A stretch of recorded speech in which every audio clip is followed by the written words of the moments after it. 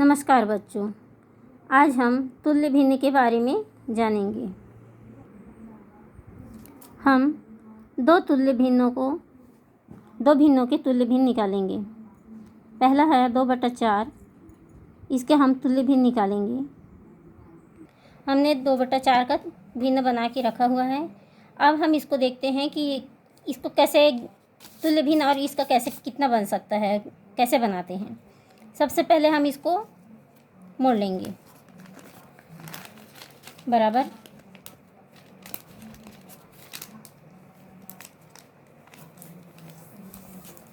अब इसको हम एक बार और मोड़ेंगे। अब हम इसको खोलते हैं, देखते हैं। अब स्केल की मदद से इस पे बराबर बराबर लकीर खींच देते हैं।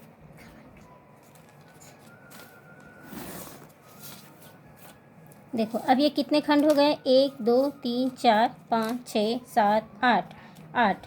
ये हो गए 8। कितने कितने हिस्से हैं, 8। इसमें रंगीन भाग कितना है, 1 2 3 4, तो ये हो गया 4/8। अब क्या हम इसको और भी ज़्यादा बढ़ा सकते हैं, और क्या इसका तुल्य भिन्न हो सकता है, चलो देखते हैं। इसको हम फिर से और छोटे छोटे टुकड़ों में बांटेंगे और इसको हम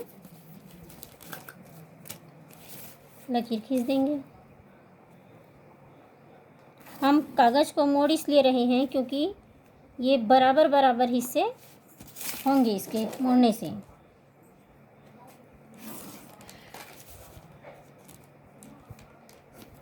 देखो अभी कितने हो गए, 4 एकम 4, 4 दूनी 8, 4 तिया 12, 4 चौक 16। ठीक है, 16। और कुल रंगीन हिस्से कितने हैं, 2 2 4 2 6 2 8।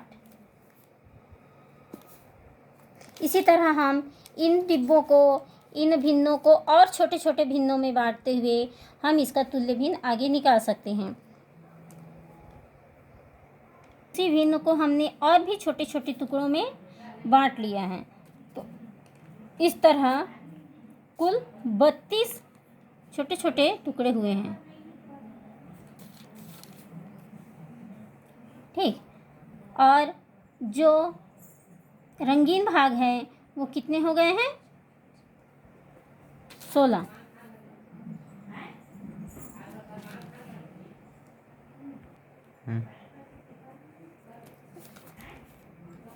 अब इसी भिन्न को हमने और छोटे छोटे टुकड़ों में बांट दिया है, तो ये हो गया है 64। और ये रंगीन हिस्से हो गए हैं 32। इस तरह से हम देखते हैं कि भिन्न जो 2/4 है उस क्षेत्रफल में कोई बदलाव नहीं हुआ है, उस भिन्न में कोई बदलाव नहीं हुआ है, बल्कि उसी भिन्न को वही भिन्न छोटे छोटे बराबर बराबर टुकड़ों में बढ़ता गया है। जो बड़े बड़े भिन्न थे, जो बड़े बड़े, जैसे कि ये इतना बड़ा बड़ा जो हिस्सा था 2/4 में, ये भिन्न छोटे छोटे टुकड़ों में बढ़ते चले गए हैं, लेकिन इसका मूल रूप जो है उसमें कोई भी परिवर्तन नहीं हुआ है। यही है तुल्य भिन्न। जैसे कि आप देख सकते हो 2/4 है, 2/4 पहले था, फिर यही 4/8 हो गया, फिर यही 8/16 हो गया, फिर 16/32 हो गया, फिर 32/64 हो गया। इस तरह से भिन्न हम इसको और भी ज़्यादा भिन्न हो सकता है, लेकिन वास्तव में ये कितना है, 2/4 ही है। अगर हम इसको देखें मूल रूप से तो 2/4 ही हमको मिलेगा। इस तरह हम कह सकते हैं कि ये 2/4 के ये सारे तुल्य भिन्न हैं, जो कि अगर इनको हम देखा जाए मूल रूप से तो ये सभी 2/4 ही हैं। इस तरह से हम 2/4 को 8/16 या 16/32 के रूप में भी आगे लिख सकते हैं। इसके मान में कोई भी अंतर नहीं होगा, बस ये है कि इसका जो रूप है वो छोटे छोटे टुकड़ों में बढ़ता गया है। 22। जैसे हम देखते हैं एक और इसी को कि ये 2/4 कैसे हैं, ये तो ज़्यादा दिख रहे हैं, लेकिन 2/4 कैसे हैं, तो देखो 2 दूनी 4, 2 चौक 8, तो ये आ गया 2/4।